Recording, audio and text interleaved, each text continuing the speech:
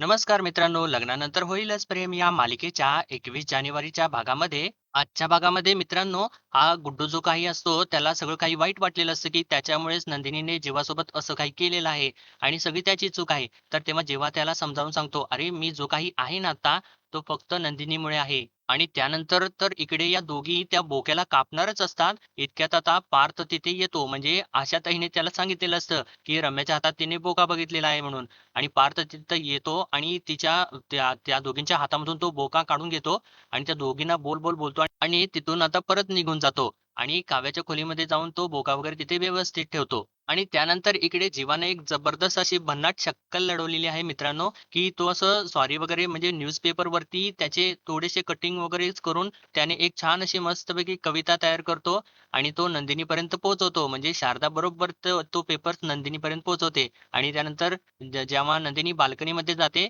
म्हणजे शारदाने सांगितल्यानंतर बाल्कनीमध्ये जाते आणि बघते तर जीवाने छान असं सॉरी वगैरे रिक्षाच्या शेजारी लिहून ठेवलेलं असतं आणि आता नंदिनी जीवाला माफ करते आणि जीवा तर एकदम खुश झालेला आहे. आणि त्यानंतर इकडे बहुतेक म्हणजे काव्याला असं वाटतं, की कुठून तरी कापूस पडलेले असतात आणि काव्याला तो बोका सापडत नसतो.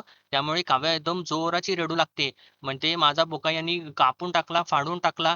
आणि असं ती रडत असताना आता पार्थ तिला आपल्या जवळ घेतो आणि तिला सगळी काही समजूत घालत असतो तिला. म्हणत असतो, "मी तुमचा ओरिजिनल बोका आहे ना, मी तुम्हाला सोडून कुठे सुद्धा जाणार नाही." आणि आता ते बघत असताना रम्याला आणि वसूलला तर खूप त्रास होत असतो आणि यांची सुद्धा आता परत लव्ह स्टोरी मॅच व्हायला लागलेली आहे. परत जवळ यायला लागली आहे मित्रांनो. तर मित्रांनो चला आजच्या या मस्त छान सुंदर अशा भागाला सुरुवातीपासून बघूया. रम्या आता तो जो काही काव्याचा बोका असतो, तो घेऊन हळूच चोरीने येत असते आणि नेमके तेव्हा तिथे समोर आशा येते आणि ती तिच्याकडे शंकेनेच बघते आणि रम्या आता तो बोका लगेचच आपल्या मागे लपवते आणि आशा येते आणि तिला विचारते सुद्धा, "रम्याताई तुम्ही काय लपवताय मागे?" तर तेव्हा रम्या तिच्यावरती ओरडते. म्हणते, "अगं तुला काय करायचंय? तुझी तुझी कामं कर जा ना तू." तर आशा तिला म्हणते, "अहो कपडे सगळ्यांचे धुवायला टाकलेत ना, मग तुमचे पण टाकायचे आहेत का?" तर रम्या परत तिला म्हणते, "नाही, नाही जा आमचे काय कपडे वगैरे धुवायचे नाहीयेत. तू जा इथून बरं पटकन." तर तेव्हा आशा तिला परत विचारते, पण तुम्ही लपवताय काहीतरी?" तर तेव्हा रम्या तिच्यावर आता परत अजून ओरडते, तू जा बरं इथून. मी सांगितले ना तुला काही नाहीये म्हणून."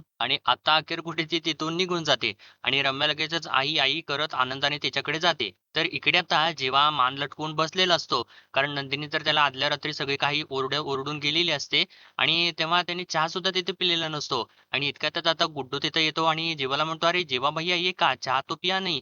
थांबा मी परत गरम करून घेऊन येतो." तर जेव्हा त्याला म्हणतो, "नाही, नाही मला चहा नको आहे." म्हणूनच मी तो घेतला नाही. तर आता गुड्डू त्याच्या समोर बसतो आणि त्याला थोडेसे समजावू लागतो. म्हणतो, "जेव्हा भैय्या तुम्ही असं शांत बसलेला अजिबात चांगला नाही वाटत. जेव्हा भैय्या नंदिनी भाऊजींनी तुम्हाला सोशल मीडियावरती सुद्धा ब्लॉक करून टाकलेलं आहे आणि आम्हाला माहिती आहे, ही सगळी काही आमचीच गलती आहे. मी एक काम करतो जेव्हा भैय्या मी जातो आणि सगळी काही माझी चूक त्यांना सांगून टाकतो. तुम्ही इथेच बसा जेव्हा भैय्या असं म्हणून तो चाललेला असतो. तर आता जेव्हा त्याला थांबवतो आणि त्याला म्हणतो, "तू कुठेही जायचं नाहीयेस गुड्डू. तू ना जर सांगितलंस ना जे काही खरं आहे ते, तर तुला रे कामावरून काढून टाकतील ते आणि मला असलं अजिबात नाही चालणार आणि मला तुझी मैत्री अजिबात गमवायची नाहीये." आणि असं जीवाने म्हटल्या गुड्डू तर रडायलाच लागतो. लगेचच सेंटी होतो. तर जेव्हा त्याला म्हणतो, "अरे गुड्डू क्या हुआ? क्यों रो रहे हो?" तर गुड्डू म्हणतो, "हमरे कारण जेव्हा भैय्या तुम्हाला नंदिनी भाऊजीने नालायक म्हटली आणि सगळीकडून सोशल मीडियावरती ब्लॉक करून टाकलं आणि जेव्हा भैय्या तुम्ही एकदम अलग आदमी आहे. तुम्ही नालायक अजिबात नाहीये जेव्हा भैय्या. तुम्ही तर हर तरफ से लायक आदमी आहे. तुम्ही प्रेमाच्या लायक आहे, तुम्ही दोस्तीच्या लायक आहे, तुम्ही सगळ्या रिश्त्याच्या लायक आहे जेव्हा भैय्या. नंदिनी भाऊजींनी तुला असं बोलायला नाही पाहिजे होतं जेव्हा भैय्या. त्यांची गलती आहे, त्यांनी चुकलं आहे." असं म्हणून तो डोळे पुसत वगैरे बोलत असतो. तर जेव्हा आता त्याला सांगू लागतो, "अरे गुड्डू तुला माहिती आहे का? नंदिनीनेच तर मला ना सगळ्या गोष्टीसाठी लायक बनवलेलं आहे अरे. त्यामुळे माझ्यावरती चिडण्याचा, माझ्यावरती ओरडण्याचा, मला दुखावण्याचा तिला पूर्णपणे हक्क आहे. अरे एखादं सुकलेलं झाड जर पेलाभर पाणी घातल्यानं जसं काय फुलू लागतं ना, तसंच नंदिनीच्या एका एका शब्दामुळे मी आहे या एका शब्दामुळे मी आहे. अरे तिच्यामुळेच तर मी स्वतःला शोधू लागलो. स्वतःला हळू सापडत गेलो. अरे आणि नाती जपायची नसतात, तर ती जगायची असतात. हे तिनेच मला शिकवलेलं आहे." तर गुड्डू त्याला म्हणतो, "पण जेव्हा भैय्या नंदिनी भाऊजी तर आता तुमच्या रिश्त्याला ठोकर मारत आहेत." तर तेव्हा जेव्हा सांगतो, "अरे मी खूप कांड केलेले आहेत अरे खूप माती खाल्लेली आहे. पण आता माझे प्रयत्न बघताना सगळ्यांना असं वाटतं, की हा जिवा काय सॉलिड आहे. खूप भारी आहे हा जिवा आणि नंदिनी उगाचच ताणतेय." पण नंदिनीला बोलणाऱ्यांनी सगळ्यांनी हा एकदा स्वतःशी विचार करावा. जर समजा हेच त्यांच्या बाबतीत घडलं असतं, तर त्यांनी ते सहज सोडून दिलं असतं? तर तेव्हा गुड्डू म्हणतो, "बरं, बरं ठीक आहे. मी ना हे साहेबांना पेपर देऊन येतो." असं म्हणून तो पेपर घेऊन चाललेला असतो. तर त्या पेपरमधून एक पॅम्फलेट बाहेर पडतं आणि ज्यावेळेस जेव्हा ते पॅम्फलेट हातामध्ये घेतो आणि त्याच्यावरती काहीतरी जाहिरात असते ती बघतो आणि त्याला एक कल्पना सुचते. तर इकडे आता ही रम्या तो बोका घेऊन इकडे वसूजवळ येते आणि तिच्या हातातली कात्री बघून तिला म्हणते, "अगं आई, माणूस माणूस कापायचा नाहीये, बोका कापायचा आहे, बोका. आणि एवढी मोठी कात्री कशासाठी? आणि ते राहू दे, तू ही एवढी मोठी कात्री आणलीस कुठून?" तर वसू सांगते, "अगं बागेतून आणली आहे गं. अगं या बोक्याचे ना तुकडे-तुकडे करायचे आहेत म्हणून आणली आहे ती. पण थांब अगोदर त्याला आण इकडे. याला ना तुकडे करायच्या अगोदर मला चांगलं झोडायचं आहे." आणि त्या बोक्याला आपल्या हातात घेते आणि त्याला मारू लागते. त्याला म्हणते, "काय रे बोकुड्या, तू काय समजतोस रे स्वतःला? काय रे तुझ्या पायगुणामुळे आमच्या पार्थला अवॉर्ड मिळाला का? अरे अगोदरच त्या काव्याने माझ्या रम्याची जागा घेतलेली आहे. आणि आता तू तिच्या कामाचं क्रेडिटही घेतोयस. पण मी असं होऊच देणार नाही आता. आणि तू सिंगल पीस आला होतास ना या घरामध्ये. आता ना तुझे बारीक-बारीक पीस करून या घराच्या बाहेर फेकूनच देते बघ." आणि याचं ती म्हणत असताना रम्या आता वैतागते ते सगळं काही बघून आणि तिला म्हणते, "आई झालं का तुझं? अगं बडबड करण्यात वेळ वाया घालवू नकोस. ती काव्या यायच्यात ना आपल्याला याचा कार्यक्रम उरकायचा आहे."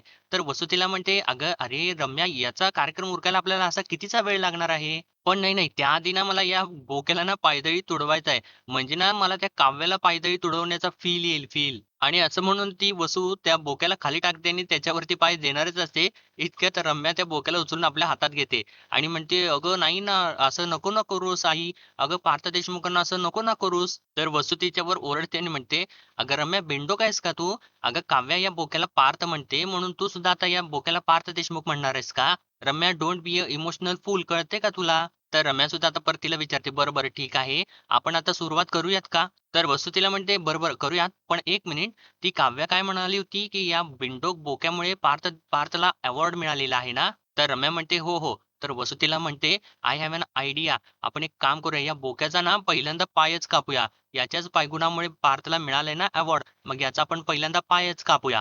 असं म्हणून ती आता समोर त्या बोक्याला रम्याला धरायला लावते आणि ती कात्री हातामध्ये घेते आणि तेव्हा रम्याने त्या बोक्याचा पाय आपल्या हातात धरलेला असतो आणि वसू आता त्या बोक्याचा पाय कापणारच असते. इतक्यातच कोणास ठाऊक आता म्हणजे पार्थ तिथे येतो आणि बहुतेक आता या आशाने पार्थला सांगितलेलं असणार आहे, की रम्याच्या हातामध्ये तो बोका होता आणि त्यामुळेच आता पार्थ एकदमच धाड करून दरवाजा उघडतो आणि या दोघींच्या खोलीमध्ये येतो आणि वसूच्या हातामध्ये कात्री असते ती मोठीची आणि या रम्याने तर त्या बोक्याचा पाय धरलेला असतो आणि ती वसू कापणारच असते. इतक्यातच आता पार्थ दरवाजा उघडून तिथे येतो आणि आता पार्थला बघितल्यानंतर या दोघी तर एवढ्या जाम घाबरतात आणि वसू ती कात्री असते ती आपल्या मागे लपवते आणि रम्या सुद्धा त्या बोक्याला मागे लपवते.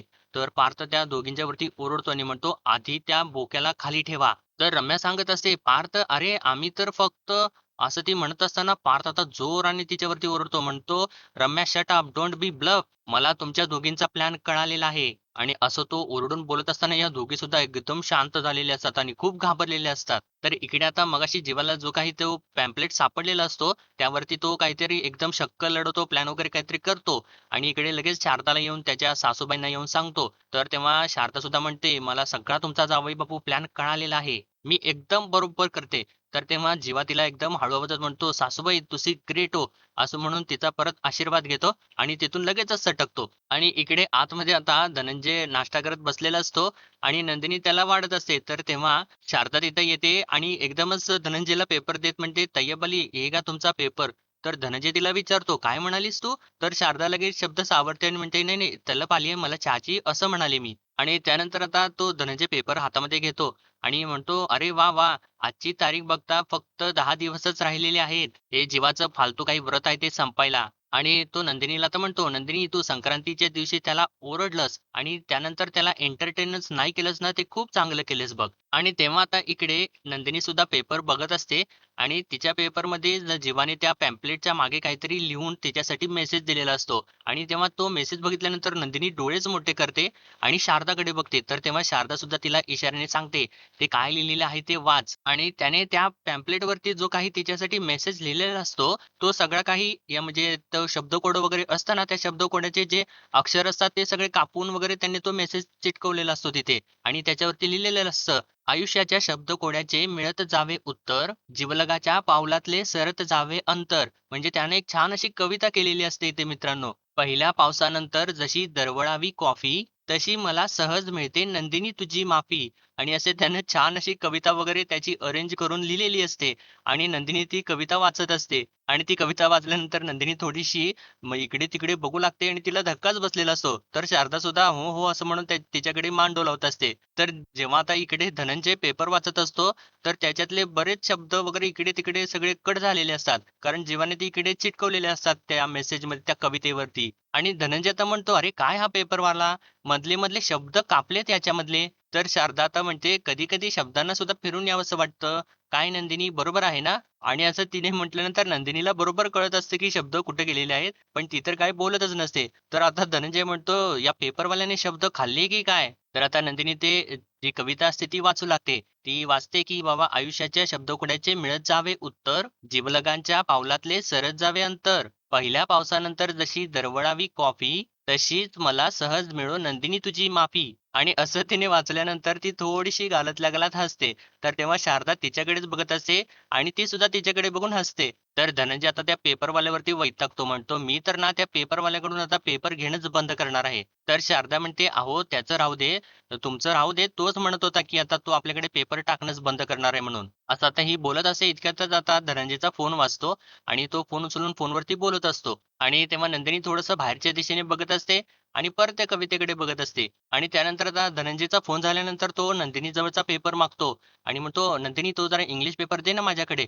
आणि ते असं तिनं त्यानं असं मागितल्यानंतर नंदिनी तर घाबरते. पण धनंजय तिच्या हातातून पेपर काढूनच घेतो. तर इतक्यातच आता शारदा नंदिनीला म्हणते, "नंदिनी अगं तुझ्या बाल्कनीमध्ये मी कपडे वाळत घातले ते तेवढे काढून येतेस का?" आणि असं तिने म्हटल्यानंतर आता नंदिनी आश्चर्यानेच तिच्याकडे बघत असते. तर धनंजय शारदाला म्हणतो, "अगं थांब ना तिला अगोदर नाश्ता तरी करू देत." तर शारदा म्हणते, "नाही, नाही तिला अगोदर जाऊ देत, नाहीतर मग तुमचा नाश्ता होईल." तर धनंजय तिला विचारतो, "अगं म्हणजे काय? तू काय म्हणतेस नेमकं?" तर तेव्हा शारदा त्याला म्हणते, "अहो आमच्या बायकांच्यामध्ये तुम्ही उगीच का लुडबुड करताय?" आणि नंदिनीला परत म्हणते, "अगं जा गं तू." तर तेव्हा नंदिनी लगेचच तिथून उठते आणि तिच्या खोलीच्या बाल्कनीकडे जाऊ लागते. तर धनंजय चहा पीत असतो आणि तेव्हा म्हणतो, "हा चहा किती गोड झालाय?" तर तेव्हा शारदा त्याला टोमणं मारते परत. म्हणते, तुमच्यासाठी तर एवढा गोड हवाच ना?" तर धनंजय परत तिला विचारतो, "म्हणजे काय?" तर शारदा म्हणते, "नाही, नाही. अहो नाही. काय कुठे काही सुद्धा नाही." तर इकडे आता या दोघींच्याकडून म्हणजे पार्थ इथे उभारलेला असतो आणि या दोघींच्या हातामधून तो बोकाच काढून घेतो आणि रम्याला म्हणतो, "काव्या तुम्हाला पुरून उरली आहे म्हणून त्यांच्या बोकाला कापायला निघाला. तुम्ही लाज नाही का वाटत तुम्हाला?" तर तेव्हा वसू म्हणते, "नाही म्हणजे?" असं ती म्हणत असेल तर पार्थ विचारतो, "काव्याला माहिती आहे का हे? सांगा ना, माहिती आहे का काव्याला? आणि जर का काव्याला हे कळालं तर काय करतील काव्या माहिती आहे ना तुम्हाला?" आणि तेव्हा आता या दोघींना सुद्धा तो क्षण म्हणजे त्यांच्या डोळ्यासमोर दिसू लागतो, की काव्याने त्या दोघींचं असं मानगूट पकडलेलं असतं आणि त्या दोघींना असं गोल-गोल फिरवत असते आणि जोरजोराने ओरडत असते, "आत्याबाई माझ्या बोक्याला हात लावायची तुमची हिंमतच कशी झाली? मी सोडणार नाही तुम्हाला." तर तेव्हा या दोघी ओरडत असतात, "नाही, नाही आम्ही काय नाही केलं, काय नाही केलं." तर काव्या म्हणत असते, "काय नाही केलं, काय नाही केलं काय? माझ्या बोक्याला का हात लावला तुम्ही?" तर वसू आता ते आठवल्यानंतर घाबरते आणि पार्थला म्हणते, "अरे पार्थ तिला कशासाठी सांगतोयस? तिला हे काही सुद्धा सांगू नकोस. अरे तिला जर हे सांगितलं आणि कळलं ना तिला, तर ती या बोक्यासाठी आमच्या अंगावरती असं चवताळलेल्या वाघिणीसारखी येईल रे." तर तेव्हा रम्या म्हणते, "हो पार्थ अरे तिला नको सांगूस. अरे ना तेव्हा तिला तिच्या म्हणजे माझ्या आईच्या वयाचं सुद्धा भान राहत नाही रे." तर पार्थ म्हणतो, "तुला आहे का? तुम्हाला भान आहे का? तुम्ही काय वागताय, काय करताय याचं भान आहे का तुम्हाला? एखाद्याच्या बद्दल इतका मनात राग धरता तुम्ही, की त्याच्या वस्तू कापायला घेता?" तर तेव्हा रम्या म्हणते, "पण पार्थ अरे तू इतका का चिडतोयस? अरे साधं खेळणं तर आहे ना ते." तर पार्थ तिला म्हणतो, "साधं खेळणंच आहे ना ते. मग तुम्ही का कापायला निघालात?" तर या दोघी आता गप्प एकदम चिडीचूपच होतात. तर पार्थ परत विचारतो, "बोला ना, आता का मूग गिळून गप्प बसलाय? तुम्ही दोघी सुद्धा ना काव्याबद्दलचा राग काढण्यासाठी हे सगळं काय करताय हे काय कळत नाही का मला?" तर वसू एकदम केविलवाण्या चेहरा करून बोलू लागते, "अरे पार्थ असं काही सुद्धा नाहीये रे." तर पार्थ तिला म्हणतो, "आत्या तू तर काही बोलूच नकोस. अगं तू तर मोठी आहेस आणि तू या रम्याच्या बालिशपणामध्ये सामील होतीयेस." आणि त्या दोघींना धमकीच देतो. म्हणतो, "हे असले प्रकार आहेत ना वेळीच थांबवा नाहीतर माझ्या इतकं वाईट कोणी सुद्धा नसणार आहे." तर रम्या म्हणते, "अरे पार्थ पण ती काव्या या बोक्याशी बोलून तुला त्रास देत होती म्हणून आम्ही हे सगळं काही करत होतो." तर पार्थ म्हणतो, "मी तुला सांगायला आलो होतो का? मला त्रास होतोय ते मी तुला सांगायला आलो होतो का? अगं सांग ना रम्या, मी आलो होतो का तुला सांगायला, की मला त्रास होतोय ते? आणि तुला एक गोष्ट सांगतो, नीट लक्ष देऊन ऐक. मला हा त्रास आवडतो. यापुढे काव्यापासून आणि काव्याच्या गोष्टींपासून लांब राहायचं. कळालं का?" असं तो या दोघींना काहीतरी धमकीवजा बोलतो आणि तिथून त्या बोक्याला घेऊन आता निघून जातो. तर वसू आता खूप चिडते आणि म्हणते, "या घरामध्ये ना एक सुद्धा गोष्ट मनासारखी करताच येत नाहीये." आणि ही रम्या सुद्धा आता नाराज झालेली असते. तर आता पार्थ इकडे त्या बोक्याला घेऊन इकडं वरच्या गेस्ट रूममध्ये येतो आणि दरवाजा वाजवतो, तर तिथे काव्य नसलेला बघून मग तो आता आतमध्ये येतो आणि म्हणतो, "काव्या रूममध्ये नाही येत वाटतं. मी या बोक्याला इथेच ठेवून जातो." असं म्हणून त्या बोक्याला आता बेडवरती तो बसवत असतो आणि त्याला बसवतो आणि एक छान अशी स्माईल करून तिथून चाललेला असतो. तर तेव्हा आता बाजूला बघतो, तर ते तिथं त्याचं मंगळसूत्र दिसतं म्हणजे काव्यार्थ लिहिलेलं जे पेंडंट त्यानं जे तयार केलेलं असतं आणि त्यानंच ते मोडलेलं असतं. ते तिथं टेबलवरती त्याला दिसतं आणि तेव्हा ते आता पेंडंट तो उचलून आपल्या हातामध्ये घेतो आणि त्याला आता तो क्षण आठवतो, ज्यावेळेस त्यानं पहिल्यांदा ही काव्याला गिफ्ट केलेलं असतं म्हणजे तिला दिलेलं असतं आणि ते बघितल्यानंतर काव्या खूप खुश झालेली असते आणि ती म्हणालेली असते, "काव्यार्थ म्हणजे काव्य आणि पार्थ." आणि तो क्षण आठवल्यानंतर आता तो म्हणजे थोडासा नाराज होतो आणि ते पेंडंट परत तिथे ठेवतो आणि तिथून चाललेला असतो. तर आता त्याला ते परफ्यूम दिसतं आणि ते परफ्यूम आता तो उचलून आपल्या हातामध्ये घेतो आणि ते परफ्यूम घेतल्यानंतर त्याला आता तो क्षण आठवतो, ज्यावेळेस काव्याने त्याला असं मागून असं परफ्यूम वगैरे मारलेलं असतं आणि त्याला मागून मिठी वगैरे मारलेली असते आणि तो रोमॅन्टिक क्षण आता पार्थला आठवतो आणि पार्थ आता म्हणतो, "काव्याला मी हे गिफ्ट दिलेलं होतं, पण आता रिकामं होत चाललेलं आहे म्हणजे बहुतेक काव्या हे वापरतात वाटतं." असं म्हणून ते परफ्यूम आता तो आपल्या अंगावरती मारतो आणि त्याचा छान असा वास घेतो आणि परत ते परफ्यूम टेबलवरती ठेवून देतो. आणि त्याच्याच शेजारी आता ती नाईट क्रीम असते, त्या दोघांची फेव्हरेट वाली आणि तो आता ती नाईट क्रीम सुद्धा आपल्या हातामध्ये घेतो आणि तेव्हा आता त्याला तो क्षण आठवतो, ज्यावेळेस काव्या त्याला अशी एक्स्ट्राची जी नाईट क्रीम आपल्या हातामध्ये आलेली असते, ती त्याला असं लावत वगैरे असते आणि त्यानंतर पार्थ ती नाईट क्रीम सुद्धा आपल्या हाताला लावतो आणि ती अशी छान अशी वगैरे असं हाताला लावून की नाही ती परत त्याचा वास सुद्धा घेऊ लागतो तो. आणि इतक्यातच त्याचं लक्ष त्या बोक्याकडे जातं, तर तो बोका त्याच्याकडेच बघत असतो आणि पार्थ त्याला म्हणतो, "अरे, तू काय बघतोयस रे माझ्याकडे?" असं बोलत-बोलत त्याच्याजवळ त्याच्यासमोर जाऊन बसतो आणि त्याच्यासारखी ॲक्टिंग करून म्हणतो, "काय, काय बघतोयस काय माझ्याकडे तू? काव्या तुला घेऊन फिरतात, तुला गोंजारतात, तुझे केस गोल-गोल फिरवतात. म्हणून भाव खातोयस का? देईन एक तुला ठेवून. आत्ताचं आठवतंय का? कात्रीने कापणार होते कात्रीने." असं म्हणून त्याला एक त्या बोक्याला एक सटका देतो, तेव्हा तो बोका खाली पडतो. तर पार्थ आजूबाजूला बघतो काव्याने बघितलं ना तर मलाच मारतील त्या असं म्हणून त्या बोक्याला परत व्यवस्थित बसवतो आणि त्यानंतर म्हणतो थांब लपवतोच तुला असं म्हणून त्याच्यावरती पांघरून घालतो आणि तिथून चाललेला असतो. तर इकडे आता नंदिनी जेव्हा वरती बाल्कनीमध्ये येते आणि बाहेर बघते तर तिथे जीवाने एकदम भरपूर साऱ्या अशा ओढण्या वगैरे नंदिनीच्या गोळा केलेल्या असतात आणि त्याने सॉरी असं लिहिलेलं असतं. म्हणजे रिक्षाच्या शेजारी असं सॉरी लिहिलेलं असतं आणि ते बघितल्यानंतर नंदिनी थोडीशी खुश होते आणि तिला तो क्षण आठवतो ज्यावेळेस जीवाने असंच एखादा चूक केलेली असते आणि त्यावेळेस त्याने अंड्यांच्या वरती सॉरी लिहून ठेवलेलं असतं आणि तेव्हा नंदिनी आजूबाजूला बघून म्हणजे जीवाला शोधत असते तर जीवा तिथे कुठे दिसतच नसतो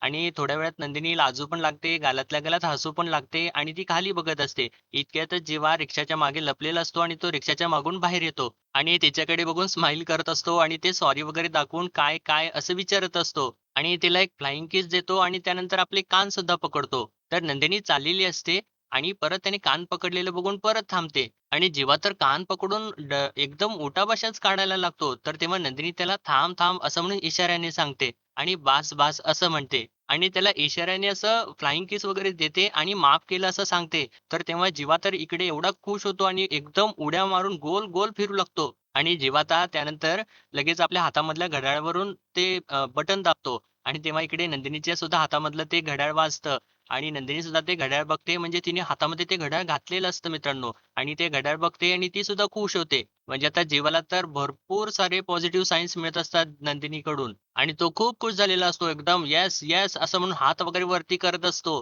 तर इकडे आता पार्थ अवॉर्ड फंक्शनसाठी जायला तयार झालेला असतो आणि देवाला नमस्कार करत असतो. इतक्यातच मानिनी येते आणि त्याच्या हातावरती दही साखर ठेवते आणि त्याला म्हणते, "ऑल द बेस्ट." आणि मला माहिती आहे हे अवॉर्ड तुलाच मिळणार आहे. तर पार्थ म्हणतो, "हो आई, पण त्यासाठी अगोदर तुझा आशीर्वाद मिळायला हवा." असं म्हणून तो मानिनीचा आशीर्वाद घेतो. तर मानिनी त्याला म्हणते, "अरे बाबा, आई-वडिलांचे आशीर्वाद कायम मुलांच्या पाठीशी असतातच आणि काही जवळच्या व्यक्ती असतात, त्यांच्या शुभेच्छा खरं तर फळाला येतात." असं ती आता काव्याबद्दल उद्देशून त्याला बोलत असते. तर पार्थ सुद्धा तिला म्हणतो, "हो, हो, मला ना कळतंय सगळं काही. तुला जे काही म्हणायचंय ना, ते मला सगळं काही कळतंय." तर मानिनी म्हणते, "अरे कळतंय ना, मग वळत का नाहीये? अरे काव्याला घेऊन जा ना बरोबर." तर पार्थ म्हणतो, "इन्व्हिटेशनमध्ये असं काही लिहिलेलं नाहीये आणि परत काही गोंधळ नको, राहू देत." तर तेव्हा आता काव्या घाबरत-घाबरत तिथे येते आणि "आई, आई ऐका ना, माझा बोका बघितलात का तुम्ही कुठे?" असं ती विचारत असते. तर मानिनी सुद्धा तिला म्हणते म्हणजे तिचं काही सिरियसनेस नसतंच तिला आणि ती म्हणते, "बघ हा काय इथेच आहे ना समोर." तर काव्या खूप घाबरी-घुबरी झालेली असते आणि त्या मानिनीने म्हणजे जोक केलेला असतो त्याच्याकडे लक्षच नसतं तिचं आणि ती सोडते सगळं काही आणि परत त्या बोक्याला शोधू लागते. तर पार्थ तिला सांगायचा प्रयत्न करत असतो, "अहो तो" असं म्हणत असतो. तर काव्य तर त्याच्याकडे लक्षच नसतं आणि मानिनी सुद्धा तिला थांबवायचा प्रयत्न करत असते. पण तिच्याकडे सुद्धा लक्ष नसतं. ती आपला बोकाच शोधत असते. तर मानिनी तिला थांबवते आणि विचारते, "अगं काव्या काय झालंय नीट सांगशील का?" तर काव्या म्हणते, "आई बोका सापडत नाहीये. मी ना त्याला हेडफोन्स लावून ठेवले होते खोलीमध्ये. हेडफोन्स आहे तिथे पण बोका तिथे नाहीये." तर पार्थ आता एकदमच म्हणतो, "तुमच्या बेडवरतीच असेल." आणि त्याने असं म्हटल्यानंतर काव्य त्याला विचारते, "असेल म्हणजे काय? आणि 1 मिनिट तुम्हाला कसं काय माहिती?" असं तिने विचारल्यानंतर पार्थ थोडासा हळू आवाजात म्हणतो, "असेल म्हणजे असेल तिथेच कुठेतरी." तर काव्य म्हणते, "अहो काय बोलताय तुम्ही देशमुख? 1 मिनिट तुम्ही माझ्यापासून काही लपवताय का? आणि तुम्हाला माहिती असेल तर सांगा ना मला प्लीज कुठे आहे ते बोका तो?" तर मानिनी सुद्धा त्याला म्हणते, "अरे बोल रे कुठे आहे तुला माहिती आहे ना सांग मग." तर पार्थ म्हणतो, "हो सांगतो." आणि तो आता खरं-खरं सगळं काही सांगतो. म्हणतो, मगाशी ना रम्या आणि वसु आत्याच्या हातामध्ये तुमचा बोका होता." आणि असं त्यानं सांगितल्यानंतर मानिनीला सुद्धा धक्का बसतो आणि ती म्हणते, "काय?" तर काव्य सुद्धा धक्क्याने "काय?" असं त्याला विचारते. तर पार्थ आता म्हणतो, "हो." आणि त्याचं काय झालं असं म्हणून जे काही घडलेलं असतं, ते सगळं काही आता या दोघींना सांगू लागतो. आणि ज्यावेळेस या दोघींना तो सांगत असतो, तर या दोघींना धक्क्यावरती धक्के बसत असतात. आणि तेव्हा आता काव्या ओरडत असते, "त्यांची हिंमत कशी काय झाली माझ्या बोक्याला हात लावायची?" असं ती बोलत असते आणि वरून भरपूर सारे कापूस खाली पडू लागतात. तर मानिनी म्हणते, "हे काय आहे? आणि हे असे कापसाचे पुंजके कुठून येतायत वरून?" तर तेव्हा काव्या एक कापूस हातामध्ये घेते आणि म्हणते, "हा कापूस?" आणि म्हणते, "आई माझा बोका कापला का यांनी?" आणि वरती बघून जोराने ओरडते, "कोण आहे वरती?" तर तेव्हा मानिनी म्हणते, "अगं काव्या कोण असणार आहे वरती? रम्या आणि वसुताईच असणार आहेत." आणि इतक्यातच आता त्या दोघी वरून दिसतात. वरून समोर येतात तिथे या सगळ्यांच्या. तर काव्या तर रडू लागते आणि म्हणते, "आई माझ्या बोक्याला या लोकांनी मारलं." तर तेव्हा ह्या दोघी सुद्धा वरून म्हणतात, "अरे बापरे! काहीतरी काय बोलते ही?" तर काव्या आता रडूच लागते आणि म्हणते, "पार्थ यांनी माझा बोका कापून टाकला. काय केलं याने पार्थ?" असं म्हणून ती जोराने रम्या असं ओरडते. आणि मित्रांनो आजचा भाग त्यांनी इथेच संपवलेला आहे आणि पुढील भागामध्ये आपण पाहणार आहोत काव्य आता खूप जोराने रडत असते. तर तेव्हा पार्थ चक्क आता तिला आपल्या जवळ घेतो आणि तिथं तिला शांत करू लागतो. म्हणतो, "अहो रडू नका काव्या. मी आहे ना तुमचा ओरिजिनल बोका. अहो तो खोटा बोका होता आणि मी तुम्हाला सोडून कुठेही जाणार नाहीये." आणि असं तो सगळं काही तिला शांत करत असतो आणि काव्य तर त्याच्या खांद्यावरती त्याच्या एकदम जवळ जाऊन रडत असते. तर ते बघत असताना इकडे रम्याला खूप त्रास होत असतो. तर इकडे जीव आता गुड्डूला सांगत असतो, म्हणजे त्याचं काहीतरी खोटं वगैरे चालू असतं असंच इथं दिसत आहे. तो म्हणत असतो, की "मी तुझ्या नवऱ्याचे ब्लॉग्स रोज बघतो. प्लीज मला माफ कर." तर तेव्हा गुड्डू म्हणतो, "असंच वाटतं आहे, की हे तुमच्या फॅननीच लिहिलं आहे." आणि असं तो बोलत असताना म्हणजे मागे जेव्हा थोडंसं वळून बघतो, तर तिथे नंदिनी उभी असलेली त्याला दिसते. आणि आता नंदिनीला लक्षात येतं, की बापरे! ते म्हणजे बुकेवरती ज्या चिठ्ठ्या लिहिलेल्या असतात, त्या सगळ्या काही जीवानेच लिहिलेल्या असतात. तर नंदिनी त्याच्यावरती ओरडू लागते. म्हणते, "म्हणजे घरामध्ये जे काही बुके येत आहेत फॅन्सच्या नावाने, त्या सगळ्यावरती ज्या चिठ्ठ्या असतात ते सगळं तुम्ही लिहिलेलं आहे." आणि आता ते बहुतेक जीवाला तिने रंगेहात पकडलेलं असतं आणि ते बघितल्यानंतर जीवाला तर धक्काच बसलेला असतो आणि तो एकदम शांतपणाने त्याच्यासमोर उभा असतो. तर मित्रांनो भेटूया परत उद्याच्या भागामध्ये. तोपर्यंत आपल्या व्हिडिओला लाईक, शेअर आणि सबस्क्राईब नक्कीच करा.